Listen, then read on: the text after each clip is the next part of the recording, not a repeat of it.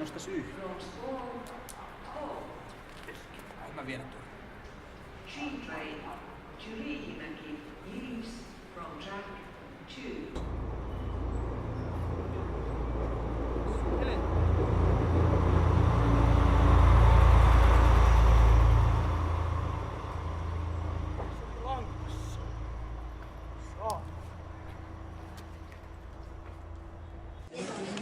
Miltä nyt Janne tuntuu? Mikä on fiilikset? Aika väsynyt. Joo.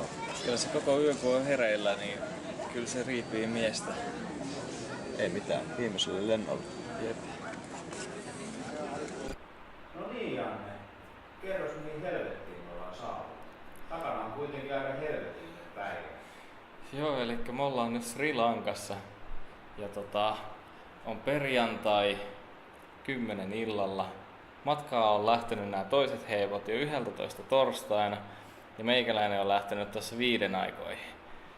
Välissä on 2 lentokonetta ja vitu jäätävä välilasku Dohassa. On ihan poikki. On ihan vitun kuuma. Vähän mua väsyttää. Onkohan tää sen arvosta?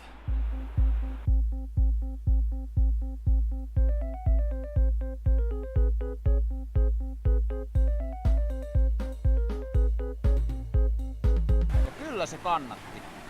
Mä olin täällä vuosi sitten ja oli tosi kiva tulla takaisin.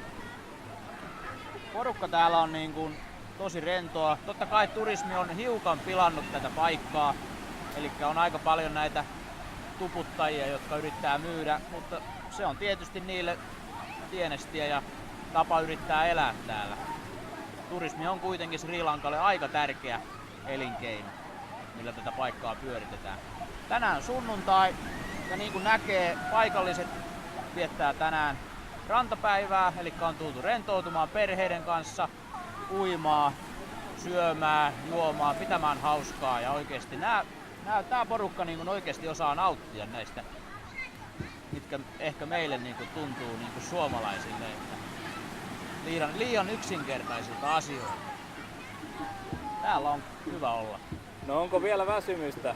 Ei, nyt ollaan levätty, syöty hyvin, ruoka on ollut tosi hyvää. Varsinkin tuo meidän vakiomesta, mihin me tultiin, niin olisi niin kuin kotiin olisi tullut. Tosi mahtavaa.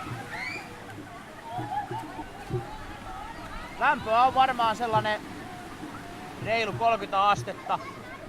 Viileä tuulenvire kuitenkin käy tuolta mereltä päin ja tupangi palaa ja jatketaan tästä.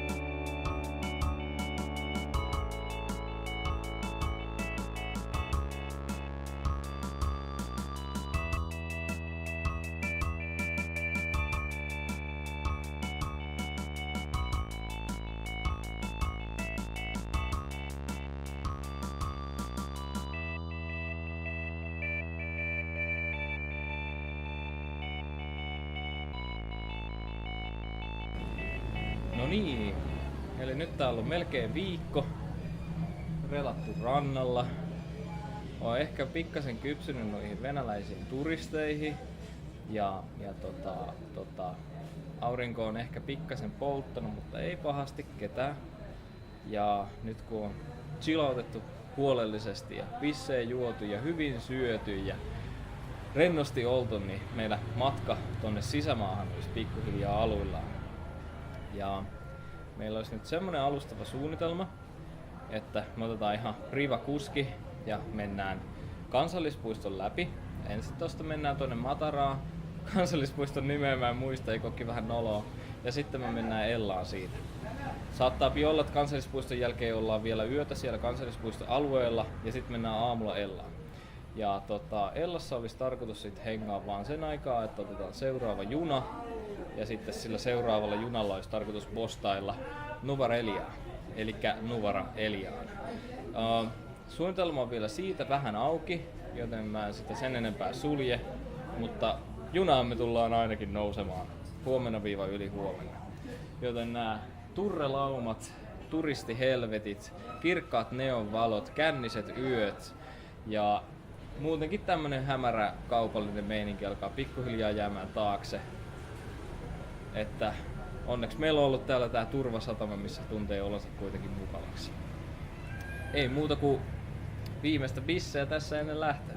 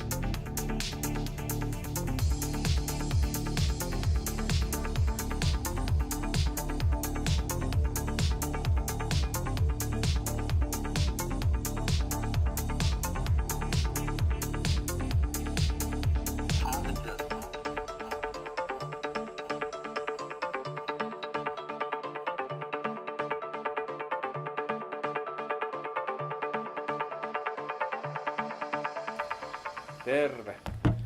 Nyt me ollaan täällä Ellassa. Oli aikamoinen päivä takana. Herättiin 6 reikä. Normi aamutoimet. Syötiin.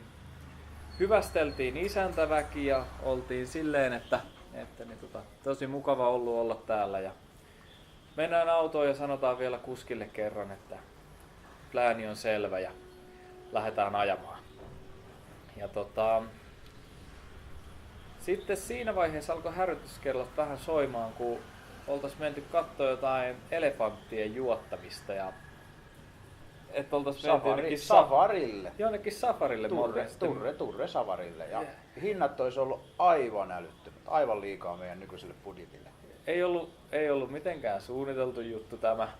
Mä en tiedä mistä on tällainen saatu mieleensä, mutta sinne me oltiin matkalla. Meillä on kuski varattuna 2 päiväksi, että me saadaan tehtyä tää kaikki. Ja ei me haluta tehdä mitään tällaista. Niin mehän sanottiin sitten pienen mietinnän jälkeen, että ei tällaisia Samsonite-safareita kyllä kiinnosta käydä, että ei muuta kuin Ellaan vaan suoraa päätä. Ja sitten selviää, että ei ole kyllä pitkä matka Ellaan. Sanottiin, että 2 päivää kestää, mutta oikeasti meillä meni se varmaan 6 tuntia sähläyksen kerran. Helposti päivässä. Jep. Kuski oli hieman yllättynyt, mutta ei tuntunut hirveästi haittaavan, kun sai kuitenkin 2 päivän palkkaa. Eli varoituksen sano teillekin, ei kandee mennä ilman ehkä tripla varmistusta. Joo. Ne vie sut jonnekin safarille sitten. Tuossakin toki meillä nyt oli, että se tyyppi, kenen kautta me tää kuskikin hommattiin, oli tuttu ja ajateltiin, että se tietää suurin piirtein, että mitä me ollaan haluttu ja pyydetty. Eikä ollut missään vaiheessa puhetta mistään safarista, mutta no, kai se nyt ajatteli sitten, että se oltaisiin siitä tykätty. Toki safareista sen verran, että ei ne huonoja täällä ole, jos on ylimääräistä kiinnostuksen kohdetta, koska oikeastaan täällä ja Afrikassa pääsee niin kuin samanlaisille safareille. Suosittelen kyllä safaria niille, jotka niistä tykkää. Ja nähtiinhän me elefantteja. Elefantteja nähtiin, varaaneja nähtiin, vesipuhveleita nähtiin. Me ajettiin kuitenkin kansallispuiston läpi.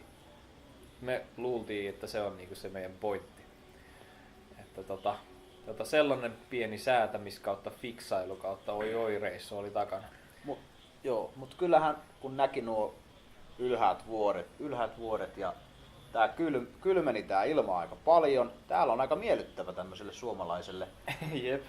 Ei ainakaan vielä tarvitse palella. Katsotaan miten tuo yö. Täällä on alle tuosta 20. viilenee. Täällä on 18. Sitä luokkaa. Joo, 30 oli alhaalla. Ja huomenna alkaa nyt sitten tuo patikointi-urakointi. Elikkä haetaan vähän lämpöä. Lihakset on kuitenkin aika lailla surkastunut tuosta rannalla makaamisen jälkeen, niin pitää niitä lähteä vähän herättelemään. Huomenna pieni Adams Peak. Kyllä. Ja täällä pitää muistaa se, ettei vuoristotauti pääse yllättymään. Niin meillä on tällaista lääkejuomaa. Se pitää taudit loitolla. Ollaan kuitenkin jo 1500 metrissä, niin Kyllä tämä tästä. on syytä Vielä. lääkitä kehua. Kyllä tämä tästä vielä riemuksi muuttuu. Traveleri helvetistä, backpacker helvetissä. Over and out. Eikö se ole siinä? Kyllä.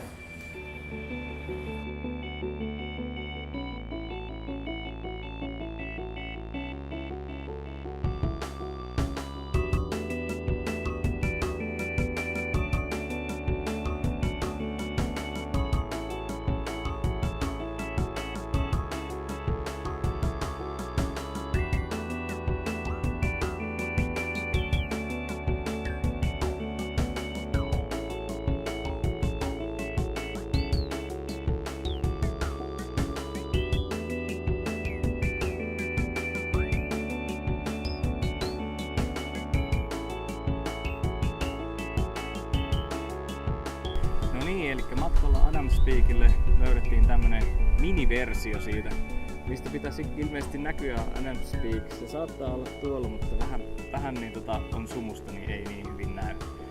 Ja tässä saatiin vähän korkattua tämmöistä pientä korkealle nousua. Ensin oltiin tyytyväisiä siitä, että täällä voi liikkua eikä hikoile, ja nyt on ihan yltäpäältä hiessä. Joten basic setti. Kattokaa maisemia.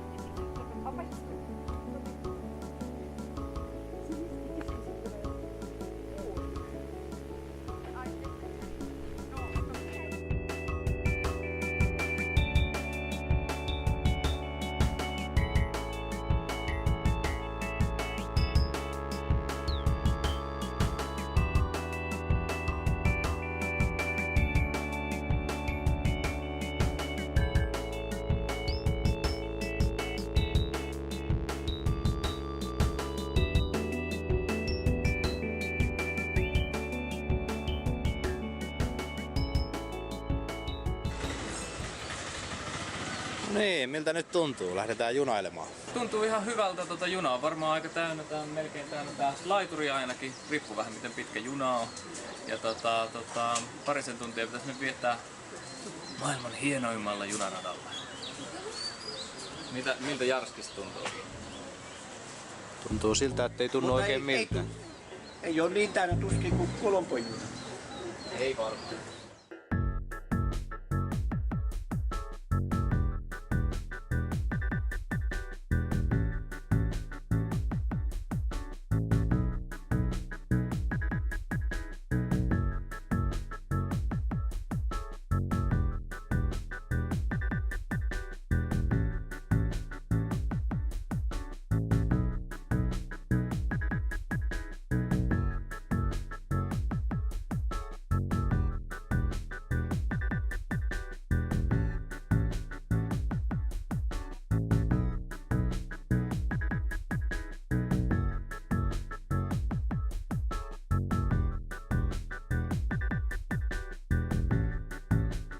Kämpissä. Ja Janne on kämpissä. Jotain jumala. Ei vaskaan käymällä muuten kämpissä.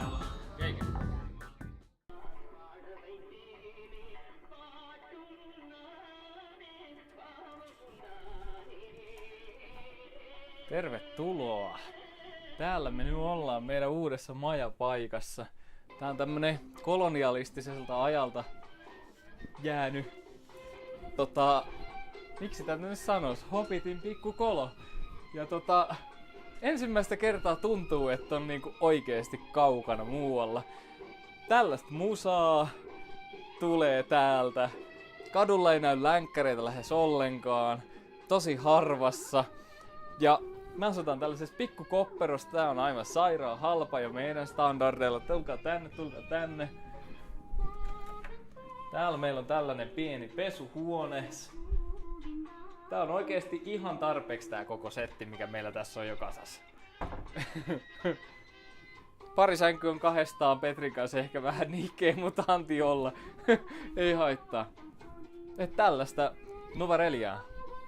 Alkaa pikkuhiljaa tuntuu vähän niin kuin, että nyt ollaan kaukana. Nyt ollaan kyllä kaukana. Nyt tuntuu jo vähän siltä. Ei oo paljon länkkäreitä tullut enää vastaan.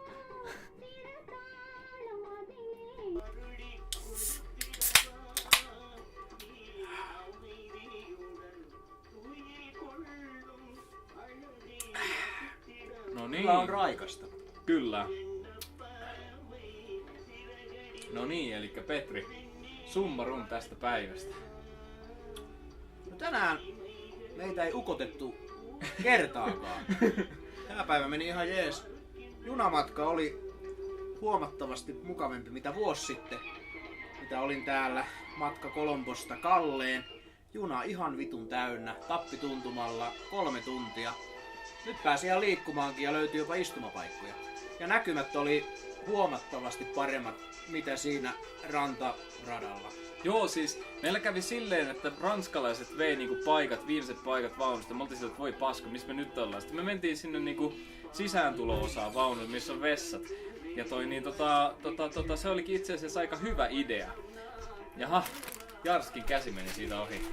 Se oli itse asiassa hyvä idea. Me nähtiin ovesta suora näköyhteys ulos. Ilma kiertää koko ajan. Näkymät oli aivan paradiisilliset. Ihan sikasiistin näköistä koko matka. Siis tosi suora kosketus luontoon. Eiks ollut? On. Ei tuommoisia niinku suosittelen kaikille. Joo, Ella viivaa niin Nuna Uja. Joo. Mutta älkää menkö, jos ei oo pakko, niin älkää menkö Kolombosta Kalleen. Se on tylsää, pelkkää rantaa, ei mitään vuoria. Mutta tämä täällä sisämaassa nämä junamatkailu, niin kaikista paras tapa liikkua. Joo, ja paljon oli länkkäreitä. Itse asiassa parin travellerinkin tuli tutustuttua. Istuin niiden kanssa sit siinä ja kattelin maisemia ja juttelin samalla kun noi istui niiden paikoilla. Oli tosi siisti jutella silleen niinku muidenkin tässä maassa seikkailevien kanssa. Ja sit ne länkkärit kyllä katos, että eihän ne, tänne jäi ikään kuin muka paljon porukkaa, mutta ei täällä ole oikeesti länkkäreitä. Ja paras missä oltiin englantilaisessa pubissa. Jep, englantilainen pubi kelalla. Syömässä fish and chipsejä täällä. Jep, halvin pissi, mitä on koko reissun aikana tullut vastaan. Aivan britti meininki, mutta paikka täynnä paikallisia. Jep. Mutta ne oli siellä niinku työpäivän jälkeen pissettelemässä keskenään. Aivan niinku jotkut englantilaiset. Jep. Siis tosi hämärä sekoitus viktoriaanista aikaa ja paikallista niinku hindumeininkiä. Tää on ihan oma uniikki paikkansa. Nyt tuntuu siltä, että on niinku jo päässyt jonnekin. Ehdottomasti, eiks jää? Tästä jatketaan. Meillä on huomenna edessä uutta nousua. Elikkä uutta vuodenvalloitusta. Mahdollisesti. Ehkä me mennään puistoon. Se selviää teille kohta. Tai me mennään puistoon. Katsotaan mitä huomenna tapahtuu. Nimenomaan. Mitä nautiskellaan on paikallinen Lion Lageri. Ei oo mikään mainos, mutta ihan ok paikallispissa. Tätä saa stouttinakin. Se oli aika tujakkaa. Join sen yhden ja on aika tujakkaa. Oluen saaminen tässä maassa on hiukan hankalaa, mutta täällä oli yllätys. Paljon enemmän alkoholikauppoja, eli paikallisia alkoja, mitä löytyy rannikolta. Ehkä liittyy siihen, että rannikolla etelässä on enemmän sinhaleja ja tää on tamilipaikkaa. Ja tamilit tykkää kuitenkin vissettää sut usein, niin... Tai sit se voi olla vain justiin se, että kun singalaiset on buddhalaisia ja buddhalaiset ei saa mieltänsä sumentaa, niin siksi sit on vaikea saada.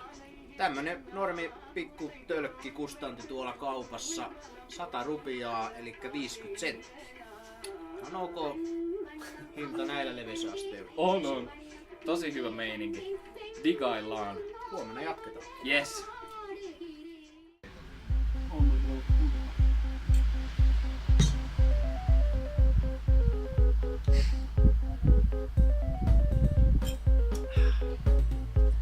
Eikin on hyvä nauttia.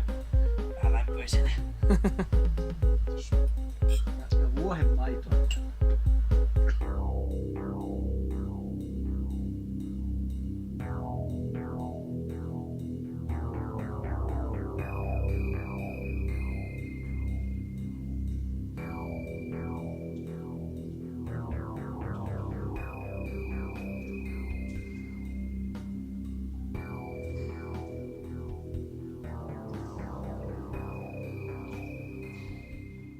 Eli tultiin tänne niin Sri Lankan korkeimman vuoren juurelle ja selvisi, että tänne ei saakaan kävellä. Me tultiin autolla ja lisää myöhemmin, mutta käytiin tosiaan sotilastukikohdassa. Ja semmonen pieni välihuomio, että meidän matkan koko pääetappi Siribadja eli Adams Peak on tuolla. Se näkyy jo.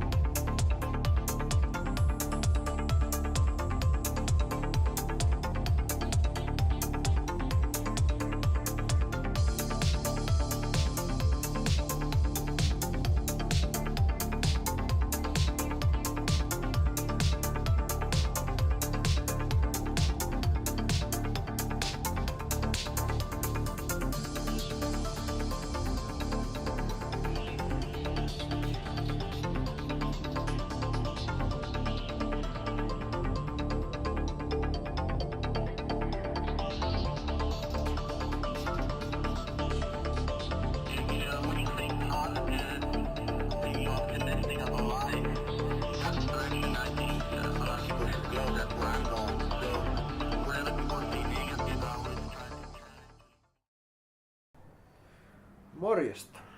Aika monen päivä taas takana. Eli saavuttiin tänne Adams Peakin base campiin. Elikkä vuori on tuossa vieressä. Tästä on joku muutama 100 metriä tuohon polulle, mistä lähtee sitten sellainen kevyt 18 000 rappusta ylöspäin. Aika monen matka huomenna edessä, mutta en mä nyt jaksa siitä toimitella. Katsotaan miten se huomenna menee. Vähän lenssua ollut ja toivottavasti se nyt ei ainakaan pahene tosta, nimittäin muuten voi tulla aika paskamainen nousu. Olisi tarkoitus vähän kerrata muutamaa viime päivää, jäänyt nämä juonot niittää aika vähän vähille. Elikkä oltiin tuolla Nuvara Eliassa, elikkä näiden brittiläisten lomaparatiisissa silloin aikanaan, kun ne myllytti täällä menemään ja pisti teeplantaasia pystyyn, niin ne halusi päästä aina jonnekin viilentymään sitten. Ja ensin, niin kuin mikä mieleen sieltä jäi, niin yöt oli ihan sairaan kylmiä. Oli ehkä jotain 10 astetta vaan lämmintä ja nämä 2 Lapin jänkkäläistä, niin ne sanoi, että ei heillä ole kylmä ollenkaan, mutta mulla ainakin oli. Varsinkin kun tultiin tuolta etelärannikolta, missä yöt oli oikeasti kuumia, niin sitten yhtäkkiä niin kun lämpötila tippuu noin valtavasti, noin lyhyellä matkalla, niin se on jotenkin täällä niin käsittämätöntä. Nuvara Eliasta meillä oli sellainen tarkoitus, että me käydään siellä täällä korkeimmalla huipulla. Mikäs Janne se nyt olikaan taas? Piturut Halakala. No just se, no muistan hyvin tällaiset helpot nimet. Ja meillä oli vähän niin kuin sinnekin tarkoitus, että me päivä sinne reippaillaan ylös. Mutta päästiin siihen vuoren juurelle, niin siinä olikin joku lipunmyyntikoju ja portti siinä ja mentiin sitten kysymään, että me oltais menossa tonne ylös ja sitten se ensimmäisenä kysyi, että niin, että onko teillä auto? Mä että ei, kun me kävelemme. Mä että ei sinne voi kävellä, että siellä on jotakin tiikereitä. Me oltiin silleen niin kuin, että No, sitten me oli vaan, että kyllä kun me tänne ollaan tultu, niin kyllä me ylös ajetaan päästä, niin me hommattiin sen äijän kautta sitten kyyti, joka oli ihan loistava, ei siinä mitään. Hyvä auto ja näin. Mutta se vähän ihmetti se touhu. Ja vielä ihmeellisemmäksi se sitten muuttui, kun lähdettiin nousee autolla sitä mäkeä, niin tulee semmonen sotilas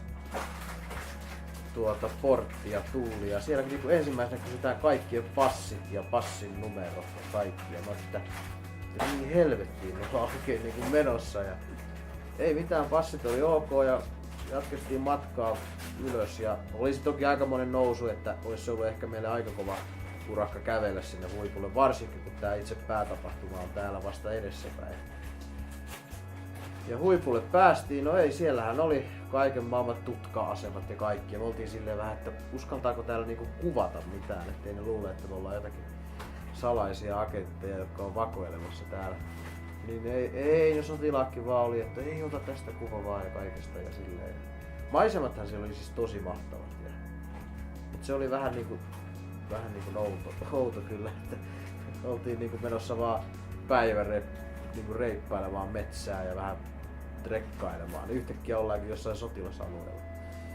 Mutta ei mitään, kyllä se tuo kannattaa vaan muistaa, että jos siellä aikoo käydä ja siellä on siis oikeasti sitten turret pääsee ja niitä kyytejä järjestyy sinne aika kohtuu hintaan. Esimerkiksi tuokin, mikä me vaan siitä lipputiskiltä kysyttiin, niin ei se montaa rupiaa kustantanut se homma. Että päästiin hyvin ylös ja alas. Että kannattaa kyllä siellä käydä. Se on nopea aamutuimaan käydä siellä huipulla, jos siellä kerran on.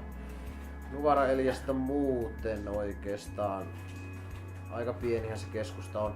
Brittipupit oli kyllä huippuja, fish and chipsejä ja olutta. Ja olut oli halpaa siellä pubeissa. Paras alkoholin saatavuus tähän mennessä. Kyllä, huomaa, että siellä on ollut brittiläisiä jo paljon, että ryyppäämässä ja lomailemassa. Ihan jännä mesta kyllä. Mitäs mulla vielä olisi sanottavaa tähän väliin?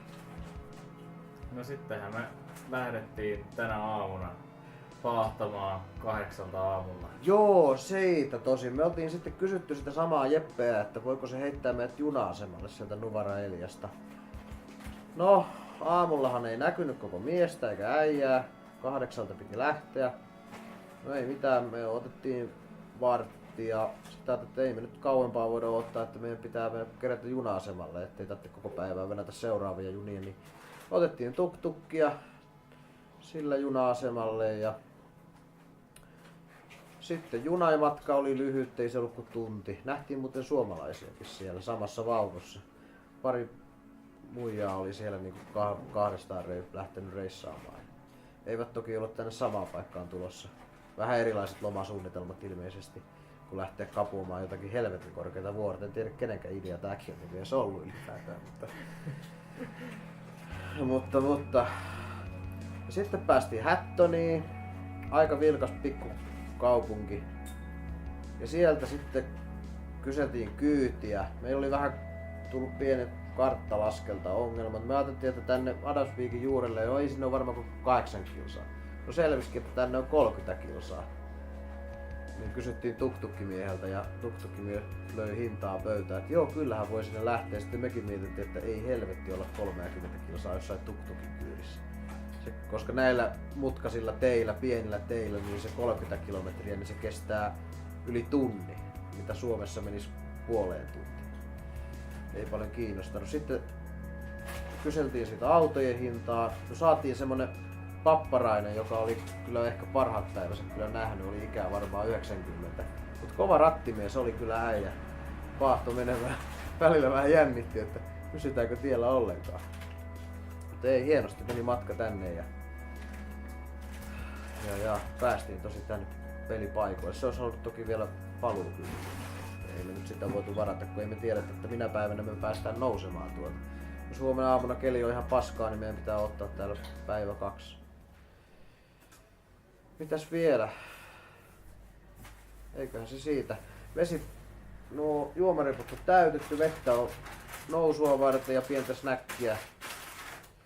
Ei muuta kuin 5-6 aikaa mennään nukkuun ja huomenna sitten lähdetään. Aamutunnelmissa. Kello on jotain, onko se 2.15? 2 herätty. Tästä se lähtee.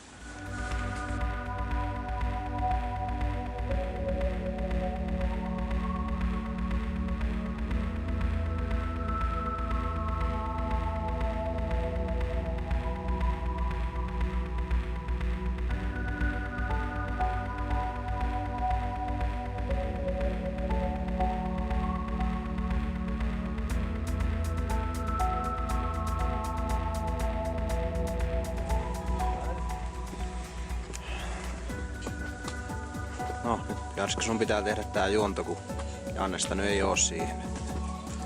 No niin, ei tämä oikein tunnu missään. Ei. Kaikki on kunnossa, tätä varten on tankattu ja Niin. treenattu. Ja... Juotu kaljaakin ihan sopiva määrä. Joo.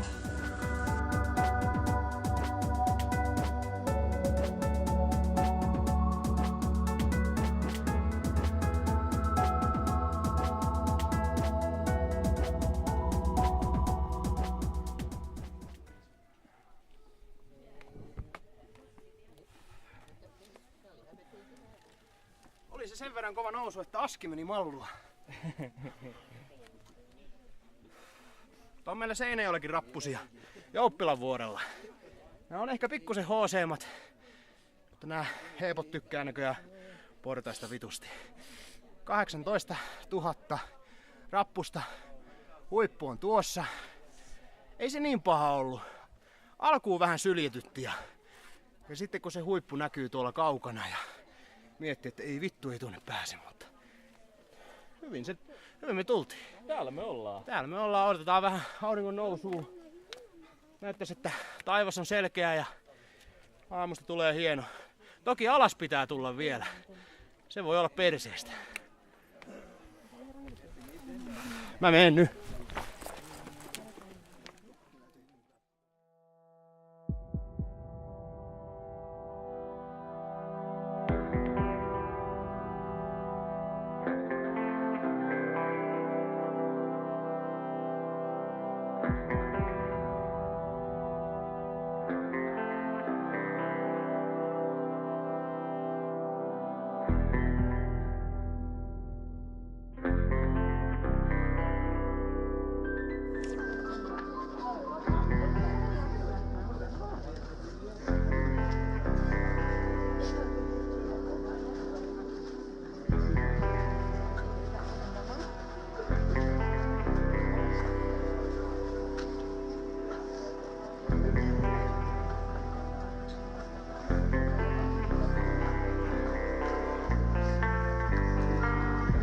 Muuta kuin kengät jalkaa ja menoksi.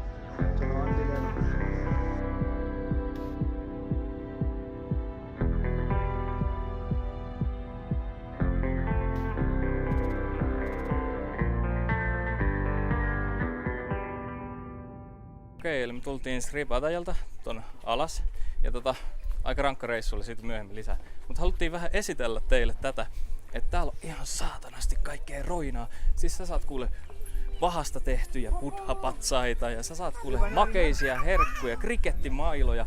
Ihan kaikkea löytyy. Kuule, lakkikin löytyy tosta noin, sä oot Adidaksella, sä oot vitsi Supermanin logolla. Kaikki löytyy. Ihan kaikki.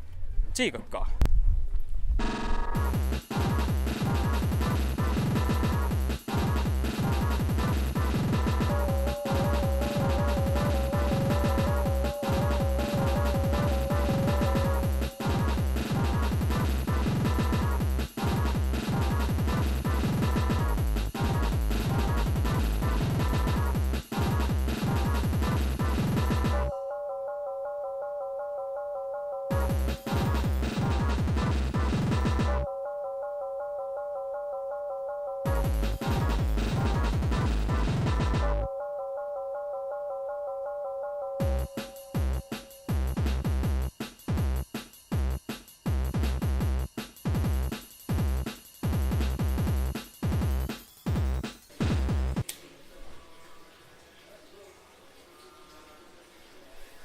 Tervehdys. Lepopäivää vietetty tässä, eli takana aika hurja nousu Adams Peakin huipulle. Tämähän oli se oikeastaan, kun lähdettiin suunnittelemaan tätä koko reissua, niin yksi pääkohta oli tämä nousu tuonne huipulle. Ei ollut helppo. Herätys aamulla kello 2. Aloitettiin 2.30. Ensimmäiset rappuset, ja kun näkee tuon vuoren tuolla niin kuin aika kaukana tästä meidän majapaikasta, niin siinä niin kuin miettii, että ei saatana. Sinne on aivan helvetin pitkä matka. Välillä saattoi olla sellaisia, niin kuin, että tuleeko tästä mitään, mutta sisulla. Jannella oli vähän vatsan kanssa vaivoja, mutta suomalaisella sisulla siitäkin selvittiin. Eli ilman muuta siis kannattaa käydä, mikäli kunto sen sallii. Mikäli on aivan rapakunnossa, meikäläinen oli vähän siinä rajoilla, että kun on etureppua tullut kerättyä hiukan liikaa ja mässäiltyä kaikkea, syötyä huonosti, juotua, tupakoitua. Mutta kyllä me se onnistuttiin. Ja ehkä vinkkinä ei kannata alkuun tosiaan lähteä liian lujaa. Pitäkää taukoja, koska alaskin pitää vielä tulla. Nimittäin ne rappuset myös alaspäin, niin polvet tutis muutamaan kertaan ja niissä rappusissa saa olla oikeasti älyttömän tarkkana, koska ettei vaan lipsahda, kaadu, lyö polvea jonnekin. Mutta oli se sen arvosta. Päästiin huipulle, näki miten aurinko valaisi nämä laaksot ja pilvet oli niinku laskeutunut niille olihan se niinku siistiä. Mä tiedän, mä välttämättä itseäni sieltä löytänyt, mutta mahtava kokemus. Ja nyt se on takana. Tästä jatketaan huomenna, pitkä matkapäivä edessä junalla kohti Negomboa. Ja siellä viimeiset päivät rannalla chillailua ja pinakoladaa, riippumattoa. Mitä muuta enää voi toivoa. Over and out.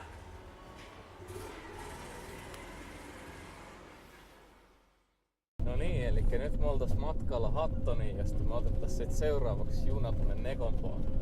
Ja ollaan tällaisessa vuoristokärryssä. Täällä on aika hyvä meininki, kovaa mennään. Turvavöitä ei oo tai ne ei toimi. Vauhti on kova, tiet on tosi kapeita, pudotukset on tosi korkeita ja meno on muutenkin aika vauhdikasta näin aamutuimaan. Ja me oltiin siellä Adams Peakissä eilen ja meillä oli suuri etuoikeus nähdä se kultaan verhoiltu jalanjälki. Petri on siitä kuvan ottanut ja se tulee tässä. Eikö se ollutkin siisti? Ja sitten me vaan voelleltiin jalanjälki nähtyämme takaisin alas ja nyt herättiin aikaisin ja tässä me ollaan matkalla. Näytän nyt Petri vähän tätä kärryä, missä me ollaan. Löytyy viihdettä täältä, musiikkia. Meillä on oma telkkari, tää on ihan luksusta. Ei tällaista yleensä löydy näistä. Olihan tää vähän kallis, mihin me ollaan yleensä totuttu, mutta meillä on vähän kiire. Vähän kiire, joo. Viimeisen päivän pitäisi päästä vielä rannalla viettämään. Että vähän sais vielä rentoutumistakin tähän kärkeen, kun on ollut tällaista vuoristotrekkailua, viileät yöt, meidinkiä. Rannalle levyttelee, se on se meidän suunnitelma. Ja Yes.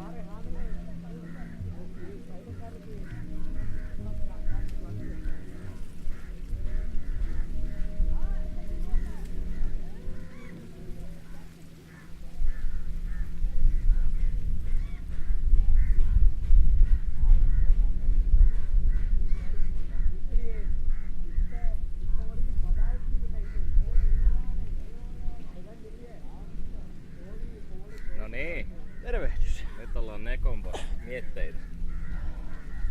Edessä on ihan kiva käydä uimassa pitkästä aikaa, mutta itse paikkana tää Negombo niin ei hirveesti sytytä.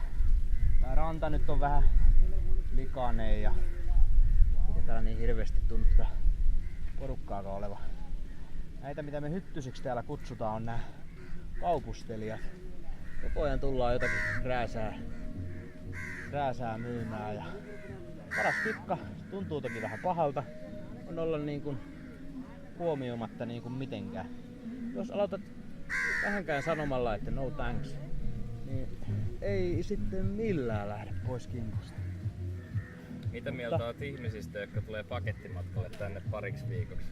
Onko hyvä meininki? Ei oo.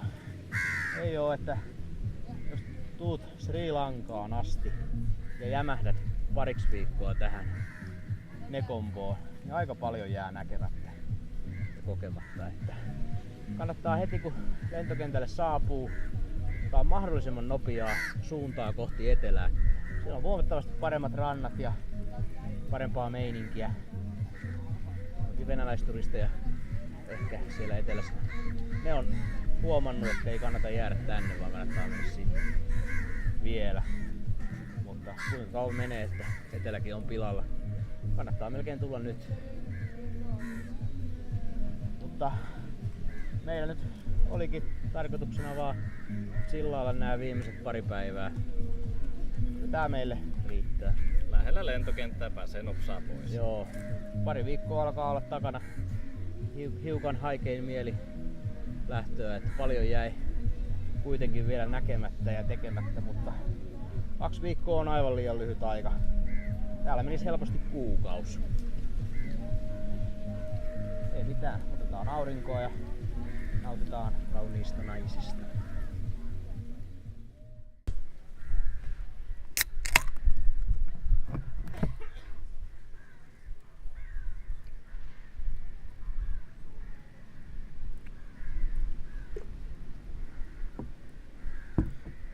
Joo, aika vähän summata tätä meidän koko 2 viikon reissua.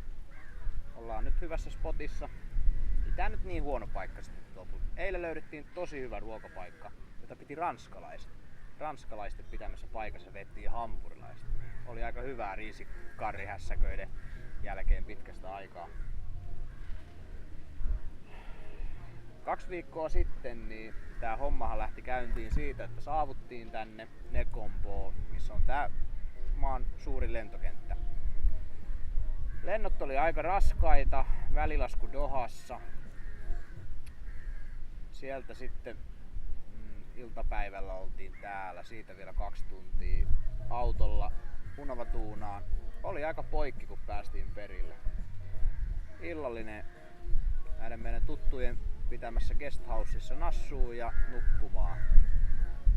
Siellä me huilattiin pari päivää rannalla, syötiin hyvin ja pidettiin hauskaa ystävien kesken.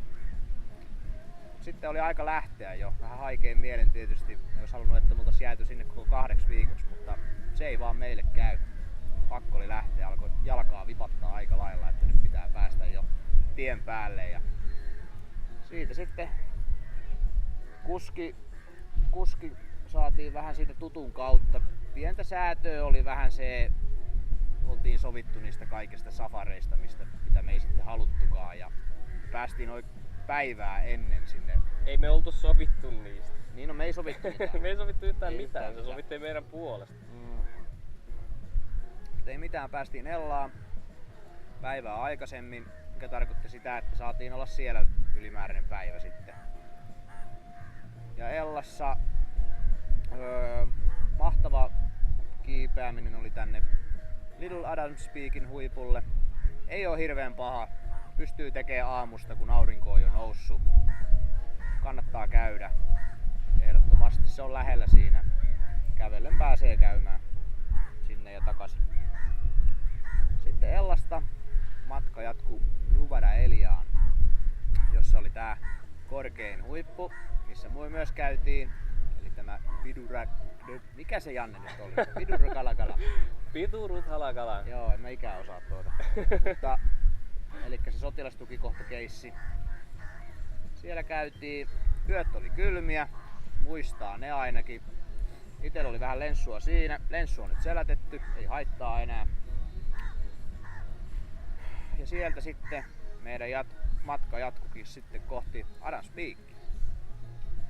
Janne varmaan haluaa kertoa tästä lisää.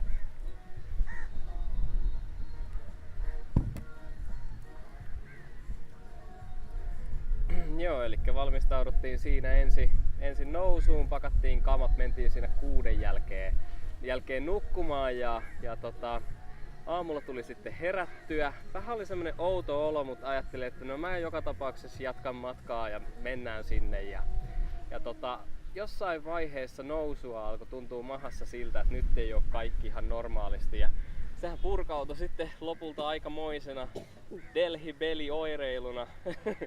Oli aika perseestä. Melkein 2,5 kilometriin nousta silleen, että heikottaa, on kylmä, on ripuli, vituttaa. Se oli kyllä tosi raskasta. Mutta se kuitenkin palkittiin siellä ylhäällä niillä paradiisimaisilla näkymillä ja buddhalaistemppeli-meiningillä ja nähtiin se hieno jalkakin siellä ja jalanjälki ja Sitten lähdettiin laskeutumaan ja siinä vaiheessa oikeastaan se, kun ei pystynyt oikein juomaan, ei pystynyt oikein syömään, niin alkoi näkyä noissa pohkeissa aika pahasti. Ja meitsi onkin oikeastaan siitä lähtien, siis selätin aika nopsakkaan sen itse Delhi Belly, mutta se semmonen niin kuin jälkioireilu ja lenssuilu ja tällainen on vaivannut mua oikeastaan edelleen vaivaa, että vähän on saanut tämmöisiä perinteisiä kikkavitoshoitoja tässä tämän selättämiseen, mutta tuntuu vähän siltä, että Suomessa mä vasta oikeesti on terve. Ja siitähän me jatkettiin sitten matkaa kohti tänne Nekomboa ja päätettiin heti kärkeen, että nyt halutaan vaan levyttää, koska kaikilla on kuitenkin sellainen olo, että on tullut noustua pyhiinvaellusvuorireissu. Ja se oli aikamoista säätämistä lenssupäissään, kun pitää kyytiin sopia. Meillä oli pari ekstra tyyppiä mukana siinä kyydissä. Ja se toi omat pikku haasteensa, kun ne sanoi, että ne on ollut monta kuukautta mukaan reissussa, mutta perkele jokaiselle tuk-tuk-kuskille oli vaan sanomassa hei ja moi ja mitä maksaa. Ja sitten meillä on vaivaa semmonen jäätävä tuk-tuk-kuskien laume, joka ei anna kenenkään niin kuin ottaa meitä kyytiinsä. Yrittää ahtaa yhteen tuk-tukkiin, että saadaan alle 2 tonnia. Mä oon silleen, että ei. Oikeesti, nyt kävellään niin kauan kunnes nää riivaajat katoaa ja otetaan se kunnon kärry ja mennään kaikki kerralla. Kyllä se järjestyi, mutta kyllä se kostautui sitten illalla aikamoisena väsymyksenä. Ja säätö kuluttaa ja säännön takia on pakko vähän levätäkin. Ja siitä lähtien me ollaan täällä rannalla oikeastaan oltu, että ei, rantaelämäähän tämä. Ei sen kummempaa. Vähän otetaan pikkusta brunaa, nautitaan hyviä drinksui, ruokaa syödään, koitetaan levyttää niin paljon kuin mahdollista. Majatalo on kyllä mielenkiintoinen paikka, että en osannut odottaa, kun suositeltiin tuota paikkaa, että minne ollaan menossa. Meillä on oma palvelija siellä, jumalauta. Sitten meillä on siellä kans niinku se ikään kuin asuu se bossi siellä, vähän niinku guest house, mutta sitten se on kuitenkin vähän niinku premium guest house, jossa on portit ja meillä on vitsi oma talo ja ihan hämärä setti. Mä tiedän miten ton voisi oikein summaa ton jutun, että ei ikinä enää uusiksi ainakaan, se on ihan varma. Sen verran hämärä setti, varsinkin tälleen niinku backpacker-elämään tottuneelle tyypille on. Mutta se aika pitkälti summarummaa tän reissu. Hienoja maisemia, siistejä kokemuksia. Ihmiset on tosi erilaisia eri paikoissa. Niin kuin palvelun taso vaihtelee, palvelun hinta kans vaihtelee, ihmisten mieliala vaihtelee aika pitkälti paikkakunnittain. Näkymät on tosi erilaiset sisämaassa kuin täällä rannalla ja kyllä mä oon ihan samaa mieltä Petrin kanssa, että ei toi meinaa riittää toi 2 viikkoa mihinkään. Täällä ihan helposti vaikka vuokras tuk-tukia ajelisi 2 kuukautta saarta ristiin rastiin. Kandee kyllä niin kuin jos visarunia meinaa vaikka Intiaan, niin kannattaa visarunilla se kuukausi täällä viettää. Onkos Petrillä lisättävää? Eiköhän tää ala olla tässä. Oli kiva reissu ja mä lähden nyt uimaan. Kiitos.